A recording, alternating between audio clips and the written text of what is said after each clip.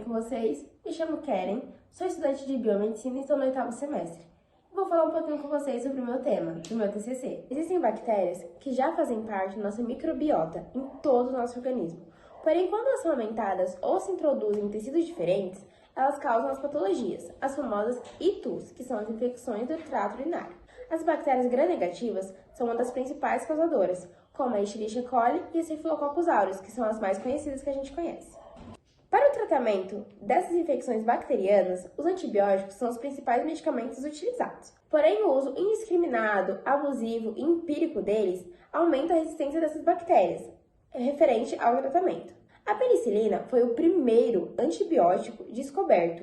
Foi um dos mais afetados em efetividade justamente por esse aumento dessa resistência das bactérias.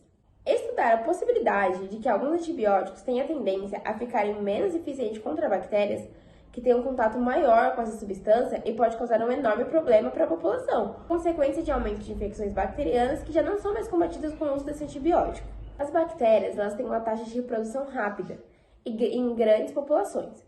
Com isso, aumenta a probabilidade de que ocorram mutações genéticas aleatórias das bactérias. Algumas dessas mutações podem conferir resistência a antibióticos. As bactérias também podem adquirir genes de resistência de outras bactérias, mesmo de diferentes espécies, por meio de um processo chamado transferência horizontal de gene, conhecido como THG, que é um processo pelo qual os organismos, principalmente as bactérias, podem trocar material genético diretamente entre si, sem reprodução sexual. Isso permite que os genes, incluindo as bactérias, que são relacionados à resistência a antibióticos, sejam transferidos entre diferentes espécies de bactérias.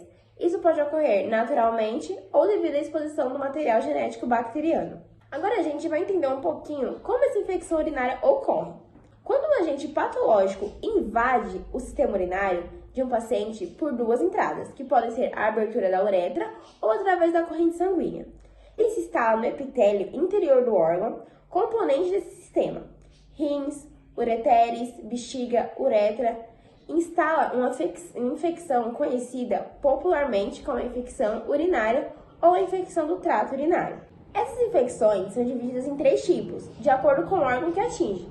A cistite, quando atinge a bexiga, a pionelefrite, quando a infecção atinge os rins, a uretrite, quando a infecção atinge também a uretra. Sabe-se que o tratamento para infecções urinárias de cunho bacteriológico é utilizada os antibióticos prescritos pelos médicos, tanto clínicos gerais, quanto urologista, quanto nefrologistas. Segundo o Ministério da Saúde, há uma legislação que proíbe a venda desse tipo de medicação sem apresentação de um receituário médico como a segunda via.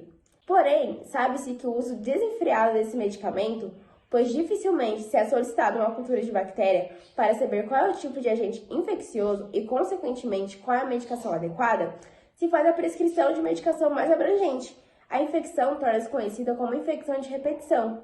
O tratamento não é efetivo devido à aplicação errônea. Agora vamos falar um pouquinho sobre a penicilina. Como supramencionado, o uso desenfreado de antibióticos gera nas bactérias uma alta resistência aos antibióticos aplicados. Sabe-se que uma substância capaz de matar ou inibir o crescimento de bactérias é denominado antibiótico.